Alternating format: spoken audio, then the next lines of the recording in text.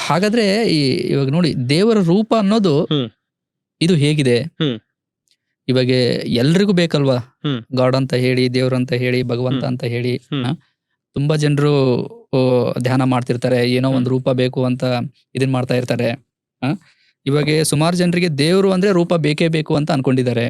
So ಹಾಗಾಗಿ ನಾವು ಸಮಾಜದಲ್ಲಿ ತುಂಬಾ ಡಿಫ್ರೆಂಟ್ ಆದ ರೂಪಗಳನ್ನ ನೋಡ್ತಾ ಇದೀವಿ. ಸೊ ಹೀಗೆ ಎಕ್ಸಾಕ್ಟ್ ಆಗಿ ದೇವರ ರೂಪ ಅನ್ನೋದು ಹೇಗಿರ್ಬೋದು? ನಾವು ದೇವರ ಅಸ್ತಿತ್ವ ಇದೆ, ಅವನು ಅನಂತನಂತ ತಿಳ್ಕೊತೀವಲ್ವಾ, ಇದರ ಅರ್ಥ ಅವನು ನಮ್ ಯಾವುದೇ ಒಂದು ಪ್ರಜಾತಿಯ ತರ ಇಲ್ಲ.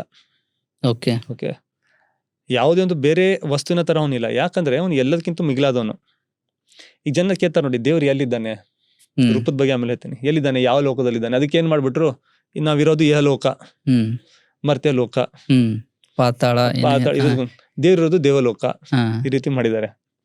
ದೇವ್ರು ಯಾವ್ದೊಂದು ನಿರ್ದಿಷ್ಟವಾದ ಸ್ಥಾನದಲ್ಲಿ ಒಂದು ಚೇರ್ ಹಾಕೊಂಡ್ಬಿಟ್ಟು ಒಂದ್ ದೊಡ್ಡ ಸಿಂಹಾಸನದ ಮೇಲೆ ಕೂತಿಲ್ಲ. ಹಲವಾರು ಜನ ಅದ್ ಸುಮ್ನೆ ತಿಳ್ಸಕ್ ಹೇಳ್ತಾರೆ, ದೇವ್ರು ತುಂಬಾ ಮಿಗಿಲಾದವನು ಅನ್ಲಿಕ್ಕೆ. ಅದಕ್ಕೆ ಹಿಂದಿನಲ್ಲಿ ಅಂತ ನೋಡಿ, ಊಪರ್ವಾಲ, ಮೇಲಿರೋನು ಅಂತ ನೋಡಿ ಕನ್ನಡನಲ್ಲಿ. ಹೌದಾ, ಯಾಕಂತಾರೆ ಅಂದ್ರೆ ನಮ್ಮ ಯೋಚನೆಗೆ ಮಿಗಿಲಾದವನು ಅಂತ ಹೇಳಕ್ ಅಲ್ಲಿ ಸ್ಟಾರ್ಟ್ ಆಯ್ತದ. ಊಪರ್ವಾಲ ಅಂದ್ರೆ ಎಲ್ಲರಿಗಿನ ದೊಡ್ಡವನು, ಎಲ್ಲರಿಗಿನ ದೊಡ್ಡವನು ಅನ್ಲಿಕ್ಕೆ ಅಂತ ಹೇಳಿಕೆ ನಾವನಿಗೆ ದೇವ್ರನ್ನ ಮೇಲಿನ ಕುಡ್ಸ್ಕೊಂಡ್ಬಿಟ್ವಿ, ಅಲ್ಲಿದ್ದಾನೆ ಅಲ್ಲೋ ಅಂತ. ತಿಳಿತಲ್ವಾ? ದೇವರು ಇಲ್ಲಿದ್ದಾನೆ, ಅಲ್ಲಿದ್ದಾನೆ, ಅಲ್ಲಿದ್ದಾನೆ, ಇಲ್ಲಿದ್ದಾನೆ ಅಂತ ಹೇಳಕ್ ಸಾಧ್ಯ ಇಲ್ಲ. ಯಾಕಂದ್ರೆ ಅವನು ಸ್ಪೇಸ್ ಅಂಡ್ ಟೈಮ್ಗೆ ಮಿಗಿಲಾದವನು. ಸ್ಥಳ ಮತ್ತು ಕಾಲ ಆ ಚೌಕಟ್ಟಿನಲ್ಲಿ ಅವ್ನು ಬಂದಿತ್ತನಲ್ಲ. ಇದಕ್ಕಿಂತ ಮುಂಚೆ ನಾನು ನಿಮ್ಗೆ ಅದಕ್ಕೆ ಅದು ಹೇಳ್ತಾ ಇದ್ದೆ. ನಾವೆಲ್ಲರೂ ಒಂದ್ ಜಾಗಕ್ಕೆ ಇರ್ತೀವಿ. ನಾನು ಇಲ್ಲಿದ್ರೆ ಅಲ್ಲಿ ಇರಕ್ ಸಾಧ್ಯ ಇಲ್ಲ, ಅಲ್ಲಿ ಕೂತ್ರೆ ಇಲ್ಲಿ ಕೂಡ ಒಂದೇ ಜಾಗದಲ್ಲಿ ಎರಡ್ ಕಡೆ ಇರಕ್ಕೆ ಸಾಧ್ಯ ಇಲ್ಲ. ಇದು ಸೈನ್ಸ್ ಅಲ್ಲಿ ಇದೊಂದು, ಫಿಸಿಕ್ಸ್ ಅಲ್ಲಿ ಒಂದು ಬರುತ್ತೆ, ಹೈಸನ್ಬರ್ಗ್ ಅನ್ಸರ್ಟಿನಿಟಿ ಪ್ರಿನ್ಸಿಪಲ್ ಅಂತ. ಒಂದು ವಸ್ತು ಒಂದ್ ಜಾಗದಲ್ಲಿ ಒಂದ್ ಟೈಮ್ ಒಂದೇ ಕಡೆ ಇರುತ್ತೆ. ಕರೆಕ್ಟ್ ಅಲ್ವಾ? ದೇವರು ಇವೆಲ್ಲಕ್ಕಿಂತ ಫಿಸಿಕಲ್ ಲಾಸ್ಗಿನ ಮೇಲೆ. ನಾವು ಮೇಲೆ ಅಂದ್ರೆ ಇಲ್ಲೇನೋ ಇದೆ, ಅದ್ರ ಮೇಲೆ ದೇವ್ರ ಇದ್ದಾನಂತ ಅರ್ಥ ಅಲ್ಲ. ಹೌದು, ಹೇಳ್ತಲ್ವಾ? ಇದಕ್ಕೆಲ್ಲ ಅತೀತನು ಅವನು. ಓಕೆ, ಲೋಕಾಂತರ ಅಂತ ಕೂಡ ನಾವು ಹೇಳ್ತೀವಿ ಅದಕ್ಕೆ. ಅಂದ್ರೆ ಲೋಕೋತ್ತರ ಮೇಲೆ, ಇವೆಲ್ಲಕ್ಕಂತೂ higher than all of this. ತುಂಬಾ ಜನರು ಏನ್ ಅನ್ಕೊಂಡಿದ್ದಾರೆ ಅಂದ್ರೆ, ನಾವು ಕೂಡ ದೇವ್ರು ಎಲ್ಲೋ ಒಂದ್ ಕಡೆ ಇದೆ, ಆ ಒಂದ್ ಶಕ್ತಿ ಅಂದ್ರೆ ನಮ್ಗಿನ್ನ ತುಂಬಾ ಎತ್ತರದಲ್ಲಿದೆ, ಅದು ಎಲ್ಲೋ ಒಂದ್ ಕಡೆ ಕೂತ್ಕೊಂಡು ನಮ್ಮನ್ನ ನೋಡ್ತಾ ಇದೆ, ನಮ್ಮನ್ನ ಕಾಯ್ತಾ ಇದೆ. ದೇವ್ರು ನೋಡ್ತಾ ಇರೋದ್ರಲ್ಲಿ ಡೌಟ್ ಇಲ್ಲ. ನಾವೆಲ್ಲ ಅದಕ್ಕೆ ದೇವರಿಗೆ ಸರ್ವಜ್ಞ ಅಂತೀವಲ್ವಾ. ಸರ್ವಜ್ಞ, ಸರ್ವಶ್ರುತ, ಆಲ್ ಸೀಯಿಂಗ್, ಆಲ್ ಹಿಯರಿಂಗ್ ಅಂತ ಇದಕ್ಕೆ ಹೇಳ್ತೀವಿ. ಎಲ್ಲ ನೋಡ್ತಾ ಇದ್ದಾನೆ, ಅದು ಬೇರೆ ಮಾತು. ಇದಕ್ಕೊಂದು ಎಕ್ಸಾಂಪಲ್ ಕೊಡ್ತೀನಿ ನಾನು ನಿಮ್ಗೆ, ಯಾಕೆ ಈ ರೀತಿ ಮಾಡ್ತಾರೆ ಜನ ಅಂದ್ರೆ. ಇದಕ್ಕೆ ಆಂಥ್ರೋಪೋಮಾರ್ಫಿಸಮ್ ಅಂತ ಹೇಳ್ತಾರೆ ಇಂಗ್ಲಿಷ್ ನಲ್ಲಿ. ಏನಿದ್ರ ಅರ್ಥ ಅಂದ್ರೆ, ಈಗ ನಾವು ಮಕ್ಕಳಿಗಾಗಿ ಕಥೆಗಳನ್ನೆಲ್ಲ ಮಾಡ್ತೀವಿ ನೋಡಿ. ಒಂದು ಜಂಗಲ್ ನಲ್ಲಿ, ಒಂದು ಕಾಡ್ನಲ್ಲಿ ಒಂದು ಸಿಂಹ ಇತ್ತು. ಅಲ್ಲಿ ಒಂದು ತೋಳ ಇತ್ತು. ಒಂದಿನ ಸಿಂಹಕ್ಕೆ ಬಂದು ತೋಳ ಮಾತಾಡ್ತು, ಈ ರೀತಿ ಕೇಳ್ತು ಅಂತ. ಎಂದಾದ್ರೂ ಸಿಂಹ ತೋಳಕ್ಕೆ ಮಾತಾಡುತ್ತಾ? ಅಥವಾ ಪ್ರಾಣಿಗಳು ಮಾತಾಡಲ್ಲ. ಆದ್ರೆ ನಮ್ಮ ಒಂದು ರೂಪದಲ್ಲಿ ಅವುಗಳನ್ನ ನಾವು ಯೋಚಿಸಕ್ಕೆ ಪ್ರಯತ್ನ ಮಾಡ್ತೀವಿ. ಇದು ಮನುಷ್ಯನ ಸ್ಪೆಷಲ್ ಕೆಪಬಿಲಿಟಿ ಕೂಡ, ಬೇರೆ ಯಾರಿಗೂ ಮಾಡಕ್ ಬರಲ್ಲ.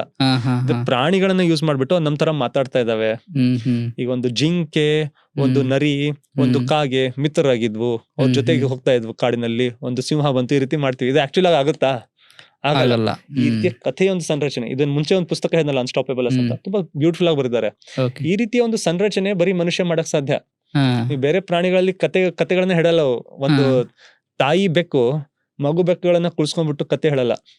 ಹಿಂದೆ 100 ವರ್ಷಗಳ ಮುಂಚೆ ನಮ್ಮ ಅಜ್ಜಿ ಹೀಗಾಗಿತ್ತು, ಒಂದ್ ದೊಡ್ಡ ನಾಯಿ ಬಂದಿತ್ತು ಕಚ್ಚಿತ್ತು ಅಂತ ಹೇಳಲ್ಲ ಅವಳು. ತಿಳಿತಲ್ವಾ? ಈ ಎಲ್ಲವನ್ನ ನಾವು ಮಾಡ್ತೇವೆ. ಯಾಕಂದ್ರೆ ನಾವು ನಮ್ಮ ಒಂದು ಅಸ್ತಿತ್ವದಲ್ಲಿ ಬೇರೆಯವರನ್ನ ಕಾಣಕ್ಕೆ ಪ್ರಯತ್ನ ಮಾಡ್ತೀವಿ. ಆಮೆ ನಮ್ಮ ತರ ಮಾತಾಡ್ತಾ ಇದೆ, ಆ ನಾಯಿ ನಮ್ಮ ತರ ತನ್ನ ಮಕ್ಕಳಿಗೆ ಮಾತಾಡ್ತಾ ಇದೆ, ಆ ಬೆಕ್ಕು ಮಾತಾಡ್ತಾ ಇದೆ, ಆ ಸಿಂಹ ಮಾತಾಡ್ತಾ ಇದೆ. ಆ ರೀತಿ ಒಂದು, ಯಾಕಂದ್ರೆ ನಾವು ಎಕ್ಸ್ಪ್ಲೇನ್ ಹೇಗೆ ಮಾಡ್ತೀವಿ ನಮ್ಮ ಮಕ್ಕಳಿಗೆ, ಅದನ್ನ ಯೂಸ್ ಮಾಡ್ತೀವಿ. ಇದು ನಮ್ಮ ಸ್ಪೆಷಲ್ ಕೆಪಾಬಿಲಿಟಿ. ಇದು ಕೆಲವೊಬ್ರು ಗಿಫ್ಟ್ ಕೂಡ, ವಸ್ತುನು ಕೂಡ ಹಂಗೆ ಭಾವಿಸ್ತಾರೆ. ಅವ್ರಿದ್ದಾಗ ಇದು ಇತ್ತು, ಅವ್ರಿಲ್ಲ ಅಂದ್ರೆ ನಾವು ಪ್ರಯತ್ನ ಮಾಡ್ತೀವಿ. ಅದ್ರೊಂದು ಅಸ್ತಿತ್ವ ಅದ್ರಲ್ಲಿ ಇದೆ ಅಂತ ನೋಡ್ತೀವಿ. ಈ ಕೆಪಾಬಿಲಿಟಿ ಬರೀ ಮನುಷ್ಯನಲ್ಲಿ ಇದೆ, ಕ್ಷಮತೆ. ಬೇರೆ ಯಾವ ಜೀವಿಯಲ್ಲಿ ಕ್ಷಮತೆ ಇಲ್ಲ, ಈ ಕೆಪಾಸಿಟಿ ಇಲ್ಲ. ಇದನ್ನೇ ನಾವು ದೇವ್ರ ಜೊತೆ ಮಾಡಕ್ ಕೂಡ ಪ್ರಯತ್ನ ಮಾಡ್ತೀವಿ. ಅದಕ್ಕೆ ಒಂದು ಎಕ್ಸಾಂಪಲ್ ಕೊಡ್ತೀನಿ ನಿಮ್ಗೆ, ನೋಡಿದ್ರೆ ಹಾಸ್ಯಾಸ್ಪದ ಅನ್ಸುತ್ತಾರೆ. ಈ ದೇವರ ಏನ್ ಆಕಾರಗಳನ್ನು ಮಾಡಿದೀವಲ್ವಾ, ಅವೆಲ್ಲವೂ ಕೂಡ ನಾವೆಲ್ಲಿ ಇರ್ತೀವಿ, ನಮ್ದೇನ್ ಸಮಾಜ ಇರುತ್ತೆ, ನಮ್ಮ ಅಕ್ಕಪಕ್ಕದೇನ್ ಎನ್ವೈರನ್ಮೆಂಟ್ ಇರುತ್ತೆ ಅಲ್ವಾ, ಅದ್ರ ಪ್ರಕಾರನೇ, ನಮ್ಮ ಕಲ್ಚರ್ ಪ್ರಕಾರ, ನಮ್ಮ ಸಂಸ್ಕೃತಿ ಪ್ರಕಾರನೇ ಕೂಡ ದೇವರನ್ನ ನಾವು ವಿಜುವಲೈಸ್ ಮಾಡ್ತೀವಿ. ಉದಾಹರಣೆಗೆ, ನೀವು ಕೆಲವೊಂದ್ ಕಡೆ ಹೋದ್ರೆ ಬ್ಲ್ಯಾಕ್ ಜೀಸಸ್ ಅಂತ ಹೇಳ್ತಾರೆ. ಅಂದ್ರೆ ಜೀಸಸ್ ಅವರು ಬ್ಲ್ಯಾಕ್ ಕಲರ್ ನಲ್ಲಿ ಇದ್ದಾರೆ ಅಲ್ಲಿ ಮೂರ್ತಿಗಳೆಲ್ಲ. ಹೌದು. ಇದು ಬಿಡಿ, ಇದಕ್ಕಿಂತ ಹಾಸ್ಯಾಸ್ಪದ ಇನ್ನೊಂದು ವಿಷಯ ಹೇಳ್ತೀನಿ. ನೀವು ಎಲ್ಲಾದ್ರೂ ಹೋಗಿ ವೆಸ್ಟರ್ನ್ ಕಂಟ್ರಿ ಅಥವಾ ಎಲ್ಲೂ ನೋಡಿ, ಜೀಸಸ್ ಅವರು ನಿಮ್ಗೆ ಹೇಗೆ ಕಾಣಿಸ್ತಾರೆ ನೋಡಿದ್ರೆ, ಎಲ್ಲಿನವ್ರು ಅಂತ ಕಾಣಿಸ್ತಾರೆ? ಇವ್ರಿಗೆ ನೋಡಿದ್ರೆ ಅನ್ಸುತ್ತಾರೆ ವೈಟ್ ಮ್ಯಾನ್ ಅಂತ. ವೈಟ್ ಮ್ಯಾನ್, ವೈಟ್ ಡ್ರೆಸ್ ಹಾಕೊಂಡಿರ್ತಾರೆ ಯಾವಾಗಲೂ. ವೈಟ್ ಮ್ಯಾನ್ ಇಲ್ಲ, ಡ್ರೆಸ್ ಬಿಡಿ, ಅವ್ರು ನೋಡಕ್ ವೈಟ್ ಮ್ಯಾನ್ ಅನ್ಸ್ತಾರಲ್ವಾ, ಅಮೆರಿಕನ್ ತರ ಕಾಣಿಸ್ತಾರ ಅವ್ರು ಆಕ್ಚುಲಿ ಹೇಳ್ಬೇಕಾದ್ರೆ. ಹೆಚ್ಚು ಕಡಿಮೆ ಕಾಕೇಶಿಯನ್ ರೇಸ್ ಅಂತ, ಯುರೋಪಿಯನ್ ರೇಸ್. ಆದ್ರೆ ಆಕ್ಚುಲ್ ಆಗಿ ಇರೋರೆಲ್ಲ ಜೀಸಸ್ ಅಲ್ಲಿನವರು. ಅವ್ರಿರೋದು ಪ್ಯಾಲೆಸ್ಟೈನ್ ಇಂದ. ಪ್ಯಾಲೆಸ್ಟೈನ್ ಅದೊಂದು ಅರಬ್ ದೇಶ ಅದು, ಹೌದಲ್ವಾ? ಸೊ ಆ ಒಂದು ಜೀಸಸ್ ಅನ್ನ ಅವರು ಅರಬ್ ಆಗಿ ಇಟ್ಟಿಲ್ಲ, ನಾವು ಜೀಸಸ್ ಅನ್ನ ನಮ್ ತರ ಮಾಡಿದೀವಿ ಅಂತ ತಿಳಿತಲ್ವಾ? ಅವ್ರ ತರ ಇರೋ ಒಂದು ಇದನ್ನ ರೆಡಿ ಮಾಡಿದ್ದಾರೆ. ಅವರು ದೇವರನ್ನ ನಾವು ನಮ್ಮ ಒಂದು ಅಸ್ತಿತ್ವದಲ್ಲಿ ಓದುತ್ತೇವೆ, ನಮ್ಮ ಒಂದು ಛಾಯಲ್ಲಿ ನಾವು ನೋಡ್ತೀವಿ ದೇವರನ್ನ. ಇದು ಆಕ್ಚುಲಿ ಅಪೋಸಿಟ್ ಆಗಿರ್ಬೇಕು, ಬಟ್ ಎನಿವೆ ಅದ್ರಲ್ಲಿ ನಾವು ಅಲ್ಲಿ ಹೋಗಲ್ಲ. ಇಲ್ಲಿ ನಾನೇ ಹೇಳ್ತಾ ಇದ್ದೆ, ನಾವ್ ಈಗ ನಮ್ಮ ಹತ್ರ ಕೂಡ ನಾವ್ ಯಾವ ರೀತಿ ಯೂಟಿಲೈಸ್ ಮಾಡ್ತೀವಿ, ನಮ್ಮ ಸಂಸ್ಕೃತಿಯಲ್ಲಿ ಯಾವ ರೀತಿ ಉಡುಪನ್ನ ಹಾಕ್ತೇವೆ, ಯಾವ ರೀತಿ ಕಾಣಿಸ್ತಾರೆ, ವೇಷಭೂಷಗಳಿರುತ್ತೆ, ನಮ್ಮ ಹತ್ರ ಯಾವ ತರ ಆರ್ನಮೆಂಟ್ಸ್ ಹಾಕ್ತೇವೆ ನಾವು, ಅದೇನ್ನ ನಾವು ಹಾಕ್ತೇವೆ.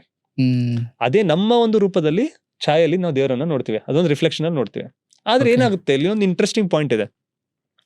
ಈಗ ನಮ್ ತರಾನೇ ದೇವ್ರಂದ್ರೆ ಸ್ವಲ್ಪ ಏನಾದ್ರು ಸ್ಪೆಷಲ್ ಆಗಿರ್ಬೇಕಲ್ವಾ? ಹೌದು, ಆಯ್ತಲ್ವಾ? ಅದಕ್ಕೆ ಏನ್ ಮಾಡ್ತೀವಿ, ಡಿಫ್ರೆಂಟ್ ಟೈಪ್ ಕಿರೀಟ ಹಾಕ್ತೇವೆ, ಕೈಯಲ್ಲಿ ಏನೋ ಒಂದು ಕೊಡ್ತೇವೆ, ಇದಕ್ಕಿದು ಅರ್ಥ, ಇದು ವಿದ್ಯೆ, ಇದು ಧನ, ಇದು ಧಾನ್ಯ, ಇದು ಶಕ್ತಿ, ಇದು ಅಂತ ಅದಕ್ಕೊಂದು ಸಿಂಬಲಿಸಮ್ ಕೊಡ್ತೇವೆ.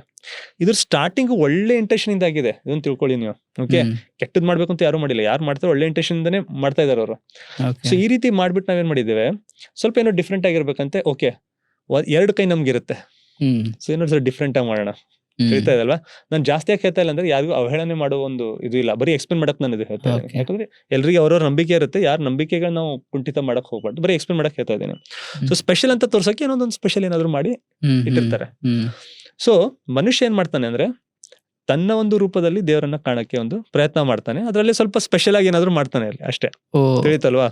ಹಾಗಾಗಿನೇ ತನ್ನದೇ ಆದ ರೂಪನ ಸೃಷ್ಟಿ ಮಾಡ್ತಾನೆ, ಇದೇ ದೇವರು ಅಂತ. ಅದಕ್ಕೆ ಮತ್ತೆ ಇದು ಒಂದಿನದಲ್ಲಿ ಆಗಿಲ್ಲ, ಇದು ಸ್ಟಾರ್ಟಿಂಗ್ ನಲ್ಲಿ ಎಕ್ಸ್ಪ್ಲೇನ್ ಮಾಡಕ್ಕಂತಾನೆ ಯೂಸ್ ಮಾಡಿರೋದು.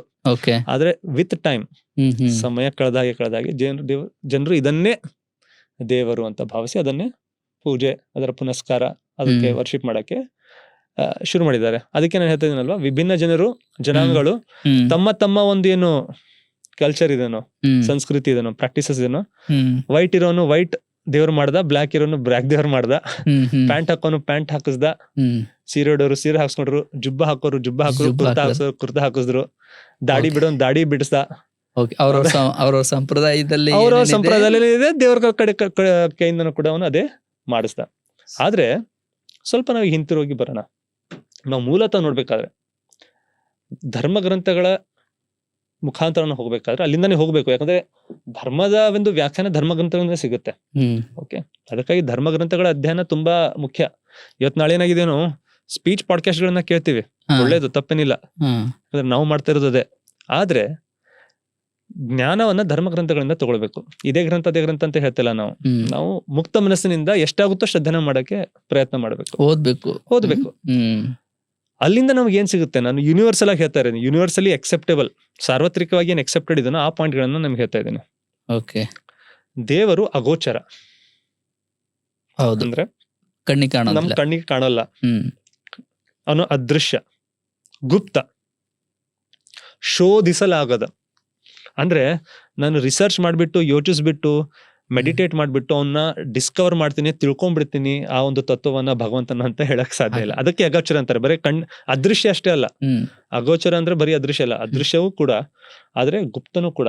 ನಮ್ಮೆಲ್ಲಿಂದ್ರ ಕೂಡ ಅವ್ನ ಆಕ್ಚುಲಿ ನೇಚರ್ ಇದೆ ಅಲ್ವಾ, ಅದು ನಮ್ಮೆಲ್ಲಿಂದ್ರೆ ಅಡಗಿದೆ, ನಾವು ಅದಕ್ಕೆ ಸಾಧ್ಯ ಇಲ್ಲ.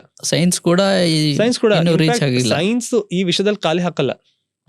ಸೈನ್ಸು ಅಬ್ಸರ್ವೇಬಲ್ ಯೂನಿವರ್ಸ್, ಅಬ್ಸರ್ವೇಬಲ್ ಫಿನಾಮಿನಾ ಜೊತೆ ಡೀಲ್ ಮಾಡುತ್ತೆ. ಅಂದ್ರೆ ಕಣ್ಣಿಗೇನ್ ಕಾಣಿಸುತ್ತೋ, ಯಾವ್ದನೋ ಒಂದು ಟಚ್ ಮಾಡ್ಬಿಟ್ಟು ನೋಡ್ಬೋದು, ಅದ ಎಕ್ಸ್ಪೀರಿಯನ್ಸ್ ಮಾಡಿ ನೋಡ್ಬೋದು, ಅಥವಾ ಅನಲೈಸ್ ಮಾಡಿ ನೋಡ್ಬೋದು, ಅದನ್ನ ಮಾತ್ರ ಸೈನ್ಸ್ ಡೀಲ್ ಮಾಡುತ್ತೆ. ಯಾಕಂದ್ರೆ ಇದನ್ನ ನೋಡ್ತಾ ಇದೀವಿ, ಸೈನ್ಸ್ ಹೇಳ್ತಿರೋ ಕಾಂಪೋಸಿಷನ್ ಏನಿದೆ ಅಂತ. ಓಕೆನಾ? ಇಲ್ಲಿ ಜೋರ ಗಾಳಿ ಬಂತಂತ ತಿಳ್ಕೊಳ್ಳಿ, ಗಾಳಿಯಿಂದ ಇದು ಬಂದ್ಬಿಟ್ಟು ಎಲ್ಲ ಹಾರ್ ಹೋಗ್ಬಿಡ್ತು. ಈ ಗಾಳಿನ ನಾವು ಮುಟ್ಟಕ್ಕಾಗಲ್ಲ, ಅದ್ರ ಫೀಲ್ ಮಾಡೋದ್ರ ಫೋರ್ಸ್ ಇಂದ ಗೊತ್ತಾಗುತ್ತೆ ಇಲ್ಲಿ ಗಾಳಿ ಬಂದಿದೆ ಜೋರಾಗಿ, ಅದಕ್ಕೆ ಎಲ್ಲ ಬಿದ್ದೋಗಿದೆ ಅಂತ. ಇದರಲ್ಲಿ ಸೈನ್ಸ್ ಡೀಲ್ ಮಾಡುತ್ತೆ. ದೇವ್ರು ಇದ್ದಾನೆ ಅಥವಾ ಇಲ್ಲ, ಅದರಲ್ಲಿ ಸೈನ್ಸ್ ಜಾಸ್ತಿ ಹೇಳಕ್ ಹೋಗಲ್ಲ. ಇದು ಫಿಲಾಸಫಿ, ಇದು ಭೌತಶಾಸ್ತ್ರ, ತರ್ಕ, ಫಿಲಾಸಫಿ, ಫಿಲಾಲಜಿ ಅದರ ಒಂದು ಭಾಗ.